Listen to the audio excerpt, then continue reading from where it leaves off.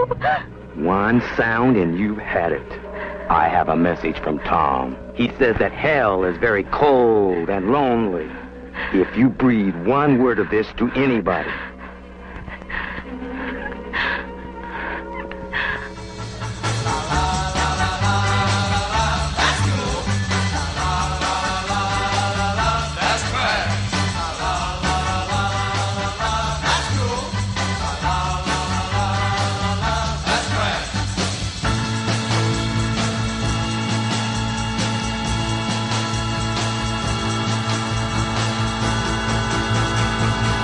That's trash. Hello, everybody, and welcome to another episode of That's Cool, That's Trash, the podcast where we watch a psychotronic movie online, then get together on Skype to break down the crazy. I'm Matt Howell. I'm Kyle. I'm Scott. And this week we have a film to discuss that is apparently from 1975 or 1980, depending on which date you look at. It is directed by Frank Roach. It was produced by the star Renee Harmon. It is called Frozen Scream, and this is a sci-fi horror film. And I picked it because it is legendarily bad. And people who are listening might be thinking, yeah, but you guys, that's how you pick everything for this. But I picked this because AllMovie.com called this unintentionally surreal and a, quote, highly bizarre experience psychotronic devotees should enjoy enduring. Yeah. So to me, I was like, well, this is a no-brainer. I'm going to program this. Well, see, that's where you made your first mistake, is that you think you chose this movie. It chose you. It might have. I think so. So, in a word, let's do this in a word. Kyle, use one word to describe this film. I'd have to say surreal. Scott? I'd say front. Okay. I would say bewildering. Like I had a kind of like I was trying to divide, some really big number into another really big number without paper or pen. Like that expression, like what? The entire time. I probably had wrinkles on my forehead from trying to figure out what the hell was going on in this film. And yeah, it's like if you like when you had like biology class in high school, and remember you'd get a microscope out, and you'd like crank it down, and you'd try to write a paper about mitosis or something like that. Yeah, that's like this. Yeah, okay. And are you bewildered? I chose it or it chose me, but I really feel, Scott, like this is your fault. Thank you. Can I tell you why? Sure. Back a little while ago, we watched a film called Eliminators, and I kind of was chastising you at the end and said, this is psychotronic technically, but this isn't really the caliber of trash that we're looking for. And you, like all great tragic heroes, you possess the quality of hubris. And Kyle, can you remind him of what he said at the end of that episode? Gladly. There's worse movies out there. We'll find them. There's worse movies out there. We'll find them. There's worse movies out there. We'll find them. This is all your fault, my friend. Yeah, I should not have provoked the gods. You called down the thunder. Holy moly. So, I don't know where to start with this movie. I'll just touch on a couple points that I read about it, like when reading online what people said about it. Muddled storytelling. So the narrative is kind of confusing. The star/producer has an impenetrable German accent. So everything she says is virtually indecipherable, and she has about half the lines. And I thought that was Madeline Kahn half the movie. Like doing her bit on with Harvey Korman. Like right. The whole scientist scene. It was like a Carol Burnett episode. Right. Yeah, her from Blazing Saddles. Totally. I really don't know where to start with this. I think seriously, You can sum it up. It's actually the concept. The whole point of the movie is it's crazy mad scientists abducting people for no good reason and trying to make immortality, and then making zombies / cult. I mean, it's simple to sort of simple to explain. It's just doesn't encompass what it is at all. I mean, I think that it's. So I was more confused by not the story. I see what they're trying to do. Well, yeah. It was a lot of work to decode this thing. Yes. An awful lot of work. It's hard because the director Roach is actually that's not his real name. This is, little did you know, this is one of Fellini's later films. He was kind of losing it by then. While I was watching this movie, I kept thinking, and as a Psychotronic fan, I think this a lot, but I was really thinking it with this film. Ed Wood got a raw deal, in my opinion. He made terrible films, but I've seen much, much worse. And this is probably up there. Like, he gets the Golden Turkey as worst director of all time. I have to say Frank Roach deserves that award. Yeah, I was really curious as to how this isn't on the same level as Plan 9. Like, Plan 9 is the celebrated terrible movie, and this is, to me, it was much more offensive all around. Yep. Much more offensive than that. Oh, how is this not celebrated? Why does this movie not have that same sort of crown? How does it squeak away? Yeah. And Ed Wood gets drilled from in the grave over and over But here's again. the thing is, like, his movies, though, actually played broadly. What do you mean? They were actually in a lot of... Yeah, they were kind of one of those things that, like, it wasn't like they were, like, in every theater, but they were, there was a lot of schlock in that era of 50s movie making that was just put at drive-ins. Yeah. And so it was out there. With this movie, where the fuck are you going to show this? I mean, who's going to watch this? I think mental patients. I can't. Totally. I don't know. Okay, so we've all kind of agreed before the show started that we were not going to try and go. Like, generally, we kind of walk people through kind of what's going on and respond to it and play some clips. I feel like in honor of this film, we should just jump in and let things go crazy. Sure. But I do want to play just the first scene audio. Why not? And in case you haven't seen this, you need to see this film. If you are interested in cult movies at all, this needs to be seen. It is not easy. It's like reading Moby Dick or Ulysses or Finnegan's Wake. All these things are hard. Sound of the Fury, right? These are all hard, but they make you a better literary person after you've read them. Well, this will make you a better Psychotronic fan because you can say I've read War and Peace, essentially, of Psychotronic movies. It's true. Because it's something. That's all I kept saying this whole week. Was like, man, that's something. So this film opens up with a shot of the waves crashing into the shore of a beach, and then we have a superimposed woman, and it looks very much like a Heart or a Stevie Nicks video to me. But that's just my impression. I think that's pretty accurate. Ever since the creation of life, man has dreamed of immortality, but pursuit of eternal life has always been devoured by death itself.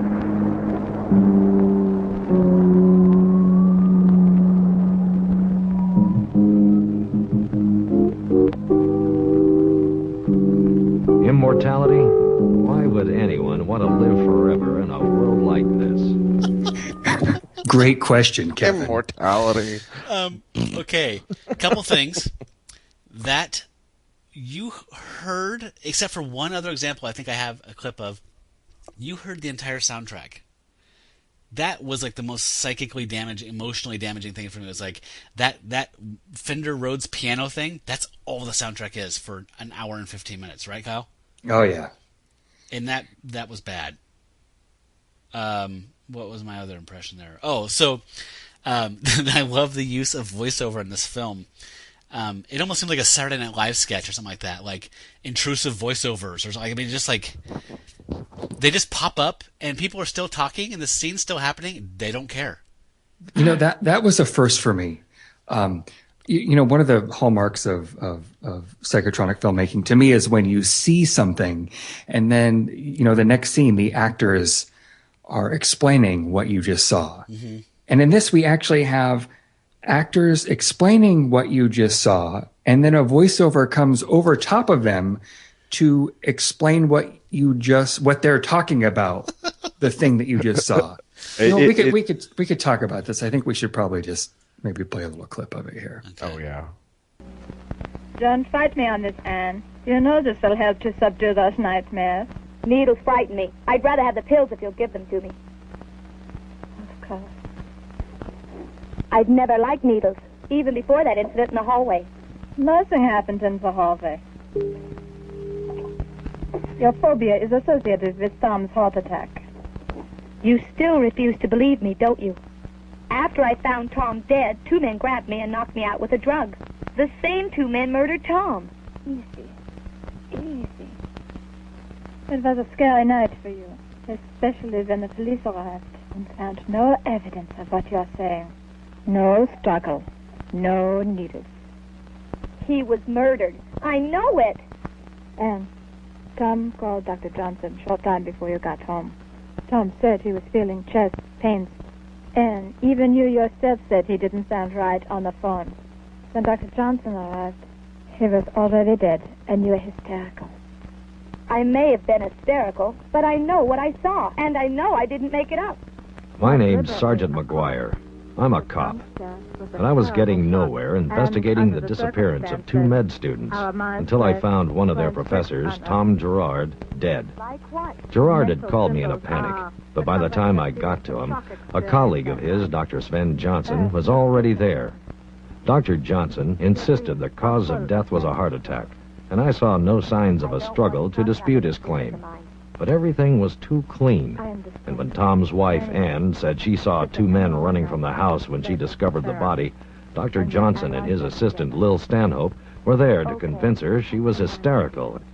The doctors seemed to have all the right answers ahead of time, and I figured if I knew more about this mysterious death, I might also find out about those missing students. So I went to see Lil Stanhope with the intention of getting to Anne Gerard, who is now one of her patients. Can I help you? I'm Detective McGuire. I'm here on a routine investigation. I was wondering if you might answer a few questions. Oh my God, I forgot about that. Does he show up at the end of his... Yeah, there's a scene change in the middle of that voiceover.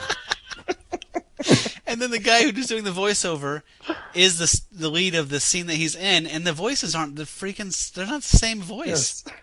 Yes. The guy that does Detective Kevin McGuire's voice for all of the voiceovers sounds like like a DJ.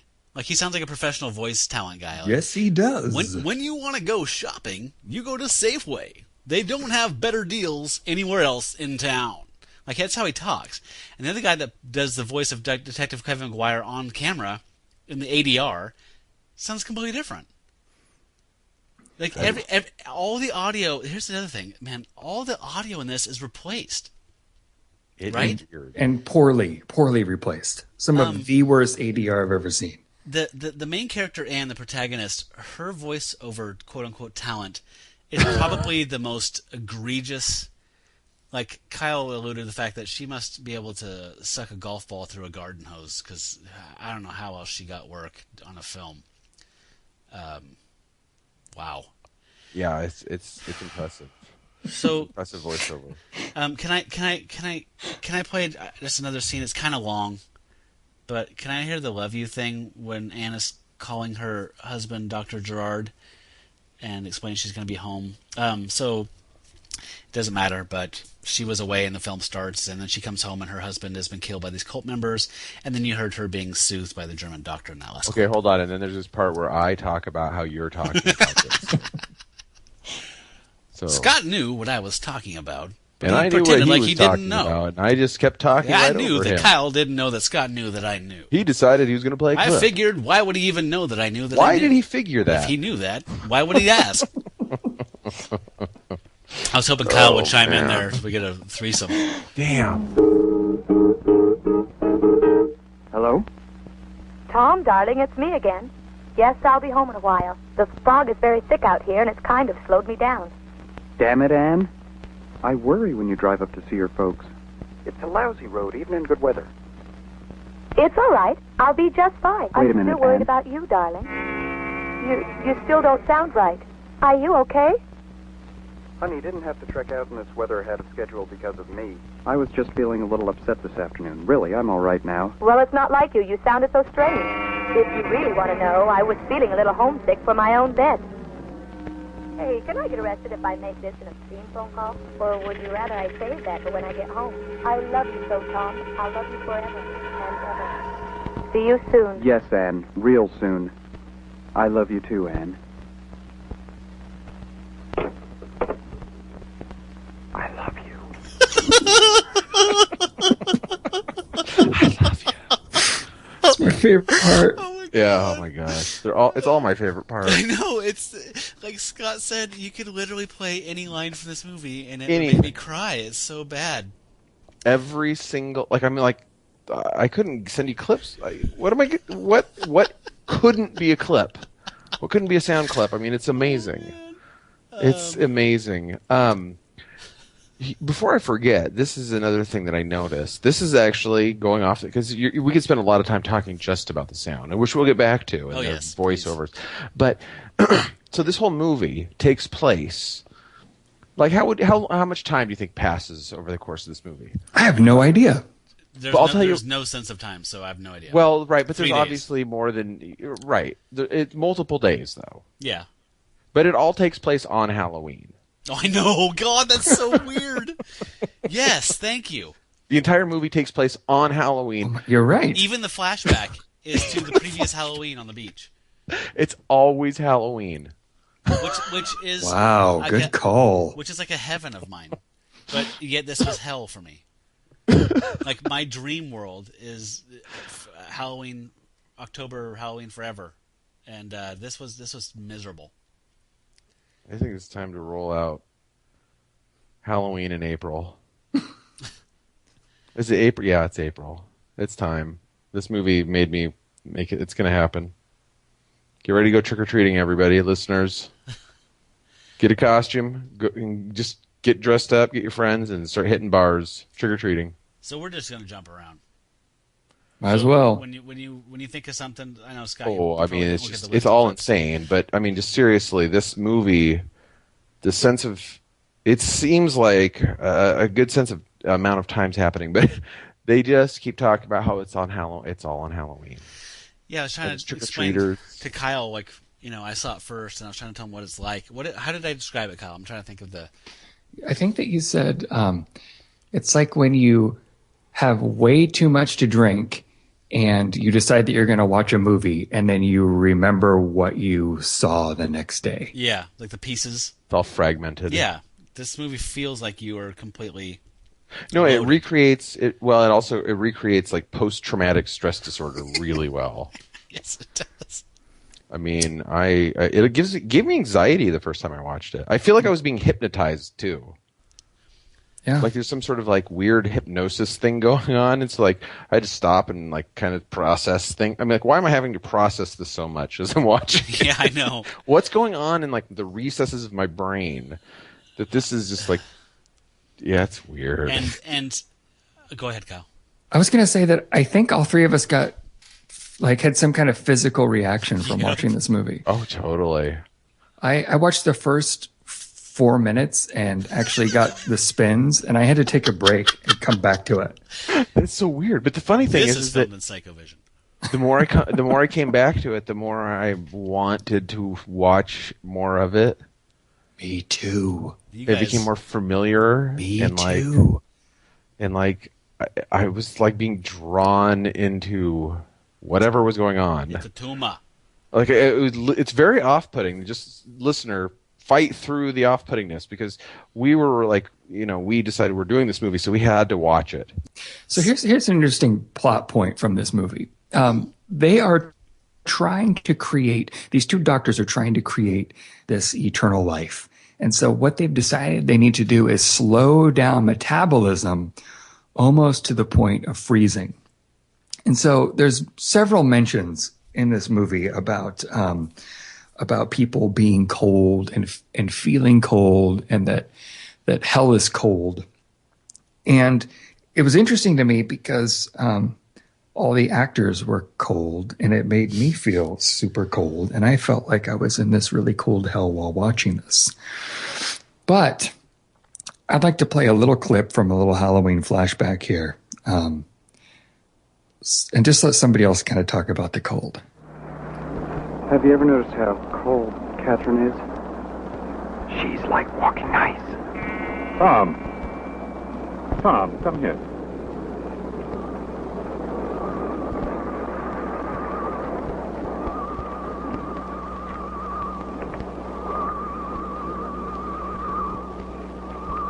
Tom, you're acting like a fool. Get your head together. You're talking too much. Talking's good for the soul. I can't say that, can I? I haven't got a soul. Listen, Tom, I'm not going to let your little guilt trip spoil this project. I'm not going to guilt. I'm going to hell. Talking is good for the soul. That's the old saying. Yeah. Talking is good for the soul. Sure. And But I can't say that. so the weird thing about this flashback on to the previous Halloween on the beach is this is the first intro kind of a cult. So there's, I get the feeling these two doctors are teachers, professors. Yeah. Yes. And so these people are their students. Yeah. And so they're all out there holding hands and saying love and immortality and chanting that over and over again. And somehow they've talked Father O'Brien, this Catholic priest, into coming out and overseeing it. And the guy we just heard talking, Tom, the Anne's husband who has died, he is kind of, or someone's saying, like, isn't this kind of pagan? He's like, well, you know. It's good. It's all kind of pagan. But he has some really great, here on That's Cool, That's Trash, we use lots of what we call trash words. You know, people, when they generally talk in an unscripted manner, they say and stuff like that. But this guy, can we hear the Father O'Brien clip? He's the most awkward speaker ever. I'd love to go to mass with him. This evening in older, quainter times was not one that was primarily concerned with cold shadows or vague specters or trick-or-treaters, but it was a celebration of the spirit of resurrection. The circle of fire represents the sun, which is the symbol of the immortal Christ. And with this in mind, I'd like you all to join hands. I did learn a little something from this scene too, though. Don't stand too close to the fire, or you'll get another hour of therapy. Right. Yeah, that screws up their cold treatment. Yeah. Give him another hour of therapy. Oh boy. I like to picture that the father is actually kind of looking down at his hand and like reading the next part of his cult. And the circle of fire is some Jesus stuff. Yeah, he sounds like a Simpsons character. Totally. I was go ahead. I was just going to say he reminded me of a character off of Taxi or something. Like somebody who's picked up, one episode and was really terrible at their lines. But suppose, there's, I don't know. He was comedic. He doesn't seem very O'Brien-like, does he? No, I think his name was Father O'Brien, but he was more of like a Father Smith. No, he has a Jewish name. No, I would go Italian. Okay. Well, I don't know, maybe Jewish. I would just say white and... Wait, are you guys ready? American. Wayne Liebman. There we go. That's it. It's Wayne Liebman. Totally. Father Liebman. Father Liebman. So, Father Liebman, can you help me through this troubling time? Oh, man. Speaking of terrible things, Kyle, will you play the music? I think I have a clip here that displays the one time the music actually changes from that repetitive theme.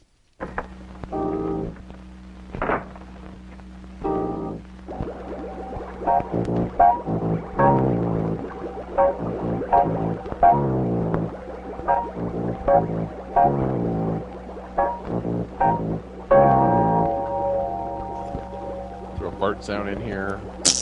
Bang on the keys. You're like Gene from Bob's Burgers. Yeah, totally. So yeah, that sounds like we hear a lot of bad music on this show, and I always like to say it sounds like that kind of thing where it's like we have enough money for a keyboard, we just don't have enough money to pay somebody to make the music, so we'll make the music. This sounds to me like that. I like that compromise though. Yeah. We could hire somebody, or we could buy a keyboard. Yeah, and that would be an asset that's resellable. Let's go down to Radio Shack. So Anne gets, she's in the hospital because she saw her husband get killed by these cult members, and the German doctor, who's her name is Lil Stanhope. It's my new rap name, by the way. I think we should also Lil Stanhope. Lil Stanhope. I'm Lil Stanhope. I think we should just briefly say that, like, the first time you see the cult members, they're black robed, and it's kind of like all those weird like movies that are popular now with the weird people stalking a house randomly and breaking what's that in. called? The hoodie horror. Is that what it's? I don't know. That whole kind of this like weird like youth fear, like that whole thing. Home invasion and yeah. They're fucking with her, sort of. And so that's the first thing. And she's wait no the first time we see him was with Tom, right? Yeah, they come in to get Tom, and he blows them away. Well, at least a couple of them. He shoots them, but they don't die. He shoots one, and then they inject him with sedative or something like that. We learn later that he was a volunteer. He's part of this project, and he was volunteering for the Immortality Project, and then he chickened out at the last minute, and they weren't down with that. So that's why... they came back for him. They came back to get him. Well, I like it that they're like, he's shooting him, and they're breaking in, like, literally right after they inject him and he falls down dead or whatever it is. And it's like this very awkward voiceover breaks in, and they scatter like roaches when the lights go. It's like they're totally like, oh shit, we're busted, woo, out of here. It's like there's somebody breaking up a kegger party. And these cult members, cops here, woo. These cult members are ridiculous looking. Like there's one guy that's like a brunette, and he has like a huge handlebar mustache, like he's in Village People. And the other dude looks like Harry Reams or some other like 70s porn star. He's got curly hair and like, oh man, just they all. And his name was Kurt. Kurt, yeah. Kurt. Kurt. I think we have a clip. We do. Why not? Yeah, that's the Clouds one where you get to hear. This is the end though, but spoilers away. What's happening? It's all over. Feel your forehead, Kirk. That's right. It's hot in here. Your usefulness is over. Immortals live in the cool of the clouds, but you are burning because you are in hell.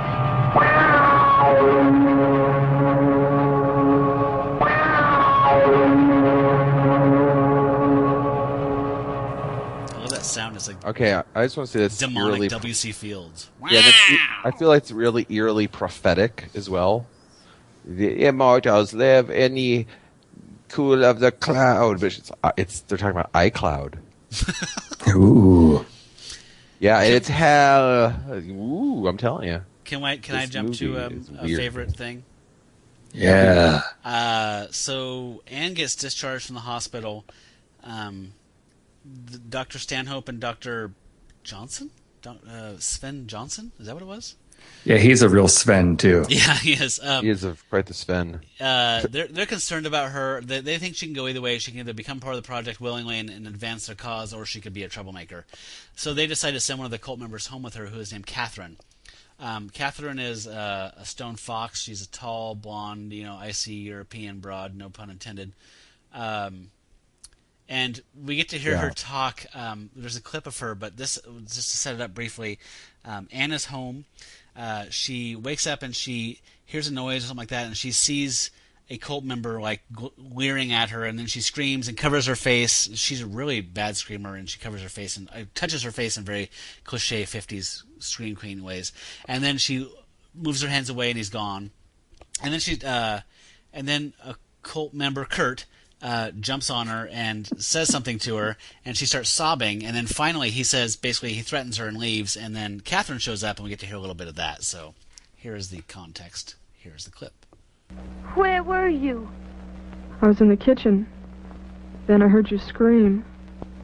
Did you see anyone else in the house? Not a soul. What's wrong? Your hand. It was cold as ice. Like death. God,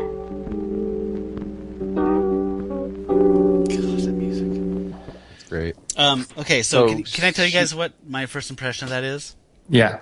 I love her voice, or whoever the voiceover artist was.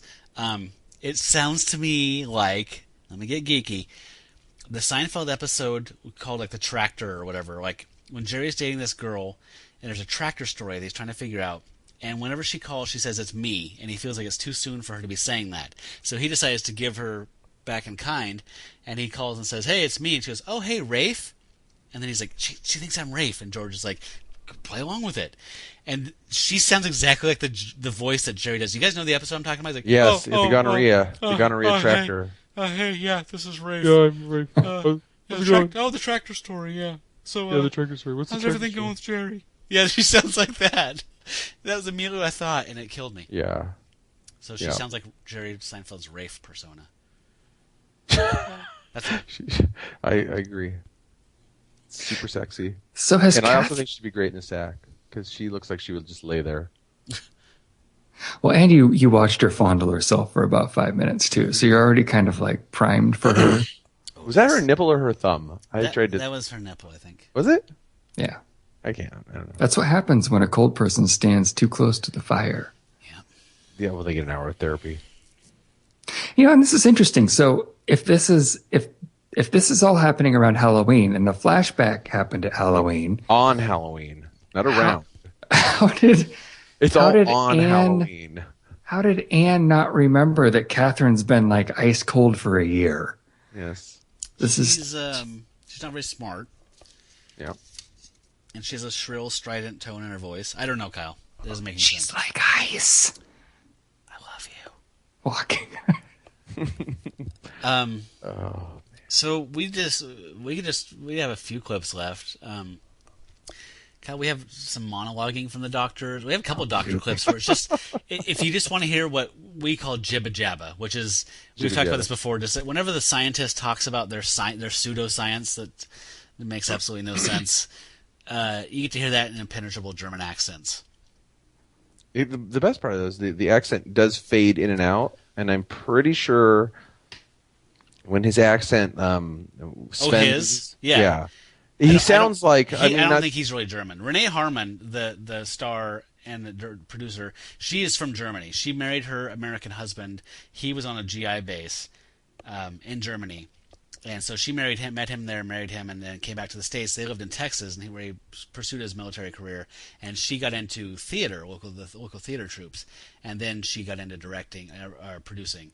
So, well, it's interesting. I like that she she's from Germany, and then she played a character who's German, and she learned. They got so good at acting. She was able to train herself to have a German accent like a Muppet. That's talent. Yeah, Germany's got talent. So, Kyle, can we hear the doctor monologuing? Have you come to any conclusions yet? Possibly. Her physical temperature hasn't risen, but her emotional tenure was very heated. Psychologically, she may have triggered a malfunction in her prefrontal circuitry. Then we attend to that. Then what? Will she be as unstable as before? Will she end up like Tom and Russell, who are more like monsters than anything human? And Kirk's behavior is rapidly bordering on a pathological state. You are responsible for that. You sent him on this terrorizing errand. It was something that had to be done. I'll put a stop to it tonight. I'm aware that we've had some minor malfunctions. The cranial circuitry will have to be perfected in order to keep the body temperature low enough to retard the aging process. But in time, future generations will have achieved the ultimate in religious and scientific vanity. Eternal youth. And then he's like, oh yeah, I'm supposed to be German. Oh, he cracks me up. He actually sounds like a young black dude from the streets. Exactly. That's what Easy Reader. Yes, he sounds like Easy Reader from Electric Company. And then all of a sudden he's like, oh shit, my accent. You mean the original Electric Company? Yes, the original electric company. Not the. But it's 21st century. like he's gonna break out in jive any minute. It's like, oh shit, I'm supposed to be Norwegian. Hey, I ain't falling for no banana in the tailpipe. Hey, don't go falling for no banana in the tailpipe. Feel it. Oh, man. Wow. So, before we move into just kind of any final thoughts we have, can we hear the leprosy clip from Kevin and Anne in the hospital? What are you doing here anyway? Looking for you. They wouldn't let me near you at the hospital. I thought a policeman could see whoever he wanted to. Well, I suppose I could have pressed it, but they told me you had leprosy. I figured, what the hell. You probably thought worse things about me after our breakup. And then marrying Tom. I still danced at your wedding. Remember? Yes, I remember the wedding. You're still very much in love with him, aren't you? Hey, if you need a friend, I'm here. Thanks. You always have been, Kevin. Anne, I came here because I need to talk to you about Tom. What about him? Can we go someplace else? A restaurant, maybe? Okay, but let me call Catherine. She's my nurse. Your nurse. Now, let me guess. She's 80 and she doesn't smoke or drink and she won't go with anybody that does. Wow. It does sound like some kind of weird robot. Now, let me guess. You were looking for House of Pancakes. Yeah, I wouldn't be shocked to hear that this whole movie was dubbed by Stephen Hawking. I mean, it's weird. It does sound like damaged Siri or something like that. And then I went to and married Tom. The cadence is so bizarre. Weird. Well, hey, I still danced at their wedding. Yeah. So are we out of clips? Because I can listen. What about the monologuing one, Kyle? Did we play that one? I think we have this last one. A couple doctors here. Oh, okay. She broke off her engagement for no apparent reason, and the next day she was getting married to Tom Gerard. Perhaps Catherine could stay with her for a while, and could use a nurse close by while she recuperates. Why, Catherine? I could stay with her for a while. Oh, no, my dear. I'm too fond of your company in my bedroom. Sometimes I really don't know what I see in you, Sven. You remind me too much of one of your cold, immortal creations. Maybe you appeal to some sense of danger and adventure in me. It's always been a mystery to me why she acted so irrationally when it was clear she cared for me so much. So I figured with her help, I may solve this case. He doesn't even... Moly. He's... I love that it's like this inadvertent comedy. It's like the previous scene was about Kevin and Anne were in love, and then she just abruptly left him and married Tom Gerard. And then we move on to another scene with other characters, and then he's still fucking hung up. He's like, dude, I'm not letting this go.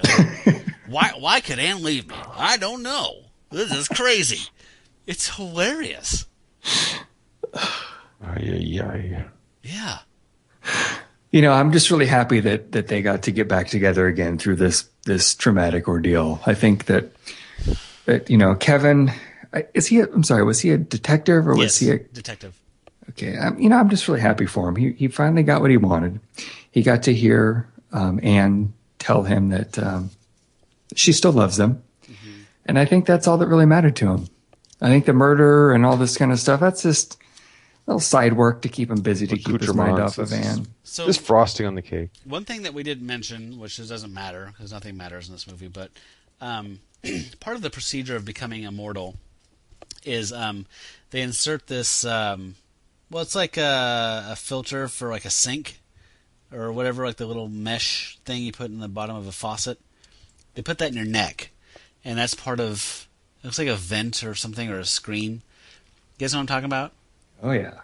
So they put that in there as part of being this zombie. And let me go ahead and spoil the ending. If you haven't seen it, pause this podcast, go watch Frozen Scream. I'll see you in an hour and 16 minutes, and then booyah. So Anne gets captured, and turned into one of these things, and Kevin McGuire got randomly hit by a car out of nowhere. I love that, by the way. He's just running around, and then he gets nailed by a car and goes to the hospital. And Dr. Stanhope and Dr. Johnson and Anne show up there, and Anne has the little mark, which is kind of like their, body snatcher or whatever, clone pod person thing. And he's going to get one too, and that's the sad ending. So sad. It is worth mentioning that Lil Stanhope, she disagrees with the other doctor whose name Sven. She disagrees with Sven about this whole zombie process because she feels like if there was just if you could just love them and then if they loved each other, all this would be okay. Because love is really the missing ingredient in the zombie process. And she actually convinces Anne that together they can do this if there's love involved. And you know what? I think that they're on their way. I think they're on their way. And, I think these viewers are going to agree once they watch it, 3 or 4 times. And they get to that last scene, they're going to realize that, hey, maybe there is some love here. There's definitely a connection, a connection between Anne and I'm still talking about this. So if you guys want to interrupt me, that's perfectly fine. No. You said 3 or 4 times. I just couldn't help but think, I remember hearing in high school, if you take acid, X amount of times, you're clinically insane. And I feel like if you watch this movie, 3 or 4 times, you're probably clinically insane. I think we're done, you guys. Are we done? Are we insane? Wow. We're done. Okay. This started to make, like Scott said, it starts to feel good after a while. It does. It's weird. You need it. You need that. Rubbing one out with sandpaper. That frozen I plan on watching it again. For reals? Be. Will you live tweet it or something? Or put it on It's like a David Blaine stunt. Totally. I'll be watching it a third time live. I don't know. It's one of those movies. It stuck with me. It kind of reminds me of it's like the 1975/80 Donnie Darko. It is weird. All right. Well, at an hour and 15 minutes, they leave you wanting more. Yeah, there's some weird time travel going on in this movie. I mean, it's all on Halloween. Yeah, like I Donnie can't get Darko. over that. I'm still that's just very something. They just needed to have Love Will Tear Us Apart in the soundtrack, and it would have been just like Donnie Darko. Love will tear us apart again. Yeah, that would have been great. Okay. That's the only thing that's missing. How in the hell did this movie get made? Well, she was a producer, which means that she secured funds, right? Foreign money. I don't know, man. Maybe Scott, you might be onto something here. I think that I think she's producing. If you look at most bad movies, I think if you follow the money, it's to people who don't speak English. That's where the money comes from. Hence the room. They're like, well, The Room makes a lot more sense now. Yeah, it's an American. It's going to be an American. It's American blockbusters. Look at Avatar. We can do that. It's American Scene. It's American Scene. It's American Answer. I think that was the shirt. Right. Oh my goodness. So, real quick, fans of Renee Harmon, who was a producer, and Lil Stanhope, can see her in. She was next in Boogie Vision. She was the Lizard Woman movie narrator. Cinderella 2000. She played the widow.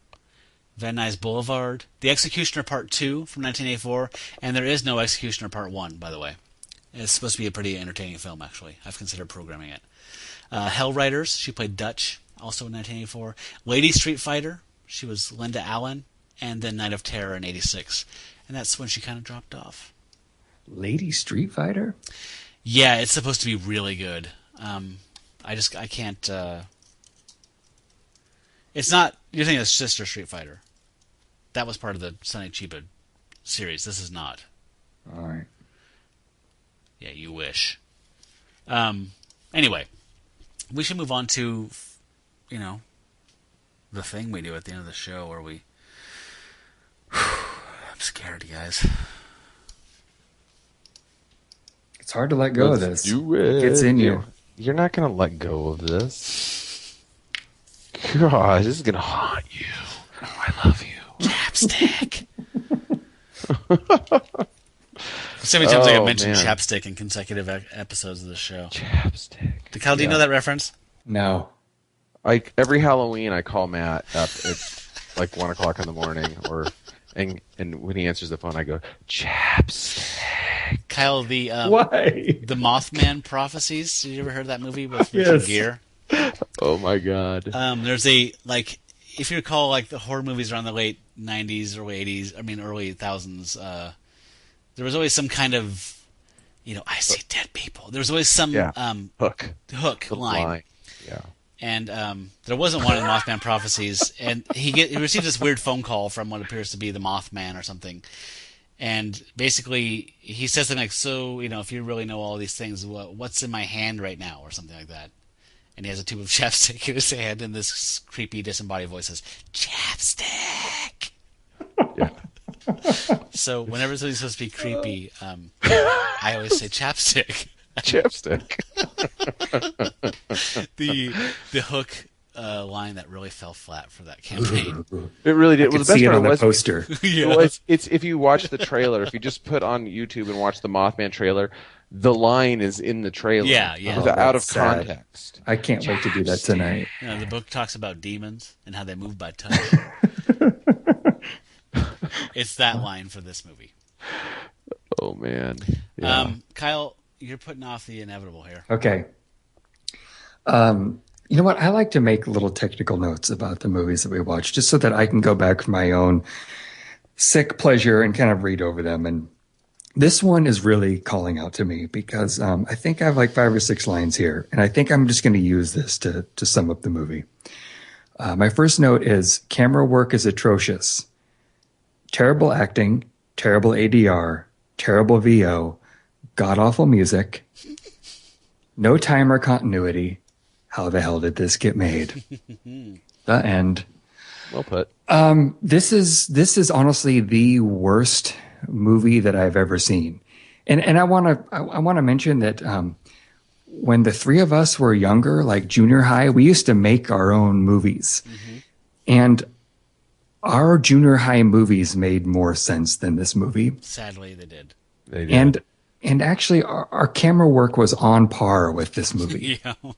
Very clse. And we just recorded all the sound through the camera mic, and it was much higher quality. Yeah. And Scott, your German accent is better than her accent. Just for the record. Thank you. This is the high watermark of trash. Yeah. And I am really glad that I saw it. It changed a lot of things for me. There was a lot of firsts in this for me. And this movie just stole the crown. So? Oh, it's trash. It's the king of trash. No. I mean, it's cool because it is the worst, but like, I have to go with the trash on this. This is the king of the trash. Well, it is the king of the trash. I think that really I could sum up my review in one little phrase. We found a new bottom. We've fallen through the old one, but this is actually raising the bar for me. And we have to be less discerning. I've got some great stuff in store for you guys. Good. More worse discerning? Okay. I don't know. But this movie really has everything. It has terrible voiceovers. It has bad accents. It has no sense of time, place, framing. Repetitive nagging music. Right. No soundtrack to speak of other than weird Casio noises. It's horrible. I mean, but it's hypnotically horrible. Mm-hmm. I was literally kind of felt like I was watching some sort of one of those weird rapid eye therapy movies or something. Like I'm slowly I watched a few minutes of this. I had to turn it off because I'm like, I cannot watch. This is bad. This is horrible. But if you force just get 10 minutes in, and all of a sudden it starts kind of sucking you in, and it gets kind of creepy the way it gets into you. It's like The Ring. It is. I kind of feel like I'm gonna get murdered now. So it's like Kyle said, it's the trashiest of trash. And maybe we've been going about this all wrong and saying it's cool because this movie is, by the criteria we've been using, it is cool, but it is absolutely the biggest piece of trash ever, and I can't recommend it any more highly. I'd totally take that. We know, you know that the cool versus trash thing is very interpretive, and you preface that with something that I think makes your thing make a lot of sense. I'm going to say this is trash. This only because it is trash. Because it was made as trash. Technically it's trash. Narratively it's trash. It is garbage. It doesn't make any sense. Nothing in this is done well. Because of that, like Scott said, it has a hypnotic quality. And it's like a moth to flame kind of thing where you can't look away after a while. Once you get into the rhythm of it, or the lack of rhythm of it, it really gets its hooks in you. Mm-hmm. And it's awful. So it's trash, but again, like Scott said, the highest possible recommendation of trash. I think this movie is like peyote. Like you ingest it and you get violently ill. Yeah, you got to throw it up. And then it becomes amazing. But then after that, I'm her butterfly, she's my flower. It's like Young Guns. Okay, so we have 3 trashes with asterisks after them. I love you. I love you. I love you. Cool. Well, our next feature is... This is the part where Matt tells about the next feature. Thank you for the voiceover that Scott was delivering. I needed a voiceover as he had broken up with me previously. And this was the unnecessary voiceover for his voiceover. But who knew why that wasn't going to work for me? My name's Kyle. Kyle started speaking, and then we didn't know what was going on when Kyle was talking to us. But we knew he was talking. Okay, so... Our next film is from Indonesia. We've had a lot of luck with this country. This movie is called Lady Terminator, and that is a very inappropriate capitalizing kind of name. The real name in Indonesia is Pimbalasan Ratu Pantai Selatan, which you guys have heard of. That literally translates to Queen of the South Coast of Vengeance. That's a bridge club, right? Yeah, this is here's the IMDb one-sentence synopsis. The spirit of an ancient evil queen possesses the body of a young anthropological student who then goes on a murderous rampage. And that's really it's infamous because of she's a mate and kill kind of praying mantis thing. It's a lot of fun. Sometimes the past should be left to memory, to gather dust within the covers of recorded time.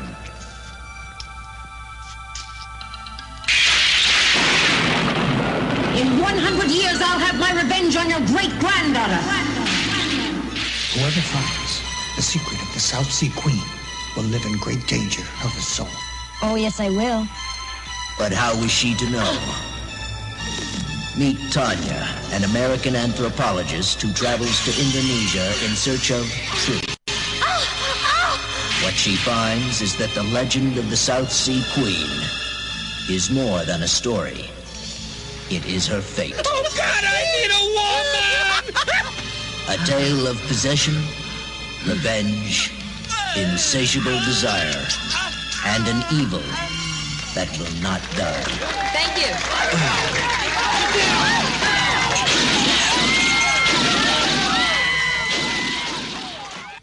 This is right up our alley. This is right up your alley, Kyle. Sweet. We've got some pseudoscience. We've got some anthropology. We've got some murder. Mm-hmm. Oh, Indonesia. I want to go visit you. And we will probably have a guest who's a friend of ours who listens to the show and has enjoyed it and asked if he could participate. So hopefully our friend Scott 2 will be on. Scott 2. Yes. He will be there. Okay. Bell's on. Cool. So, any other business? We didn't talk about The Cure, and I was going to say, because of this movie, I was going to say Barbie Princess Charm School. It's full. It's free on YouTube. There you go. Gosh, I didn't even think about an antidote for this. I didn't either. This was like a this Mickey. Was just, it was like taking a Mickey. Like I'm sorry, a Cure? I'm just trying to find out where my wallet is and my kidneys went. All I know is that I picked that as The Cure because it randomly it came up as one of the suggestions for this movie if you go down a few. Wow. Okay. Yeah, why not? Okay, wow. Yeah, fine. I would say just because of the era, this is just pulling this out of my ass. Kolchak, the Night Stalker. If you guys are familiar with that character, is Darren McGavin, who played the father on A Christmas Story. Wonderful character actor. He played this great character named Carl Kolchak, who was a hack reporter who investigated supernatural things, but his story started as a TV movie called The Night Stalker, about him investigating a series of vampire slayings in Las Vegas, or maybe Reno. I forget which one it was. But at any rate, it's absolutely brilliant. You should be able to find it for free on YouTube. It's definitely on Netflix, I think. So go watch The Night Stalker, the TV movie that started. There was a second TV movie after that, and then a short-lived series that was not nearly as good as the first two movies. But go watch that. It's awesome. I'm putting this in my queue right now. Darren McGavin. Oh yeah, that's great. Freaking love Darren McGavin. He's my favorite. The series was on for one season and it didn't work. Darren McGavin was very angry. He fought with the producers constantly over the show. He wanted the show to be kind of like a supernatural dark version of The Fugitive, where he's chasing the vampire from the first TV movie the entire time, and he has these different adventures, but that is the main arc. And they wanted it to be a Freak of the Week thing, and he thought it was stupid. And yeah, it was Murder, She Wrote. The public agreed because it died a pretty quick death. But the first two TV movies, The Night Stalker and The Night Strangler, are gold. And the series is gold. I mean, the character is so rad. It doesn't matter what stupid stuff he's doing. Anyway, that was my improvised anecdote. Hey, I would say you could watch almost anything. Yep, that's why I threw that out there. Wash your mouth out with this. You know that version. Remember when the kids spent years shooting a shot-for-shot remake from memory of Indiana Jones? Yeah. Watch that. Search kids Raiders of the Lost Ark. I have not seen that. I'll have to watch it. Oh, really? They used to show it on PBS and stuff. Like it's a whole thing. Like these kids were like 11, and they just went and saw the movie a bunch of times and reshot it from memory, and it took years to do it. I've heard of it, but I haven't seen it. It's pretty charming. It's on YouTube. I would think so. I'm gonna look right for it right now. That sounds amazing. Amazing. Almost as amazing as this movie. Yeah. I love you. All right, guys. Thank you for discussing this hideous piece of film with me. Thank you for suggesting this, turd. This is I'm dumber for it. And that was my goal. And a little piece of business we have to plug here. If you guys aren't aware, we did an iRiff, which is where we went on. We did a riff of a whole movie made from this movie, and we're selling it through Riff Tracks. So if you go to rifftrax.com, that's rifftrax.com, and you search for That's Cool, you will find our riff of Bloody Pit of Horror. We only asked for $2.99. You get an MP4 of the entire film with all of our jokes embedded in it. And we've been hearing a lot of good stuff from people, and we had a great time doing it, and we thought it was hilarious, if we do say so ourselves. So please go and check it out. There's a preview there if you want to see it before you buy it. I think there's like a 3 or 4 minute preview. And if you do check it out, please leave some feedback there on the page. We sure appreciate it. Yeah. And it's fun. It's worth it. Check it out. Yeah.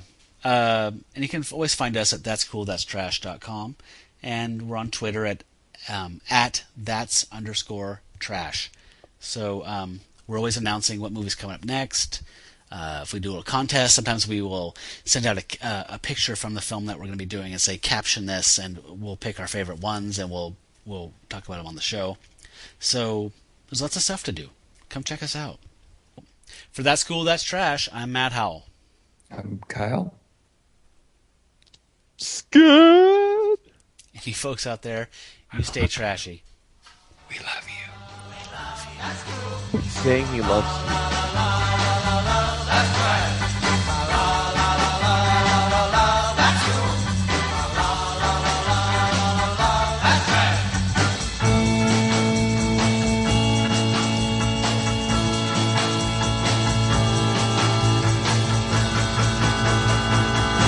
That's trash.